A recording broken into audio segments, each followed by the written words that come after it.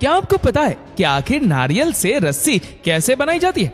नारियल की रस्सी की डिमांड इतनी ज्यादा होती है कि रोजाना 20 से 30 ट्रक रस्सी को बनाना पड़ता है और इतनी रस्सी बनाने में लाखों करोड़ों नारियल का इस्तेमाल किया जाता है। और अब सवाल ये खड़ा होता है कि इतने ज्यादा नारियल की खेती कैसे की जाती है?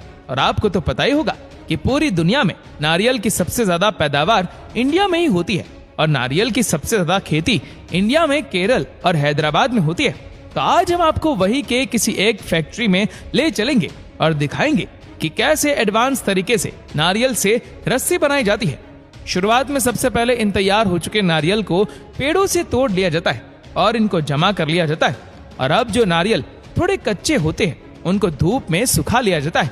बाद में इन नारियलों के छिलकों को कुछ इस तरीके से अलग कर लिया जाता है। वैसे इस तरह से नारियल के छिलके को अलग करने में थोड़ी परेशानी होती है और इसका सॉल्यूशन भी मार्केट में आ गया है। ये है कोकोनट डिहस्कर मशीन।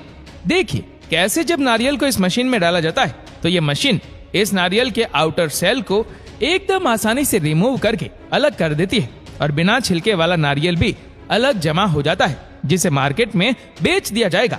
अब रोजाना इतने सारे नारियलों के छिलकों को अलग किया जाता है, जिसके चलते नारियल के छिलके का बड़ा पहाड़ तैयार हो जाएगा। अब जिस नारियल के छिलके को हम और आप कचरा समझकर फेंक देते हैं, उसी से ये लोग रस्सी बनाकर लाखों रुपए कमा रहे हैं। तो अब बात करते हैं रस्सी बनाने के प्रोसेस के बारे में। इस फैक्ट्री के बाहर नारियल के छिलकों का पहाड़ तैयार है। अब सबसे पहले तो इन छिलकों को उठाकर फैक्ट्री में लगे इस कन्वेयर पर डाल दिया जाता है, जो आगे जाकर इसको ग्राइंडिंग मशीन में डाल देता है, जो कि इन छिलकों को ग्राइंड करके इसका रेशेदार भूसा तैयार कर देती है। और फिर इन भूसों को कुछ दिन तक धूप में रखकर सुखाया जाता है।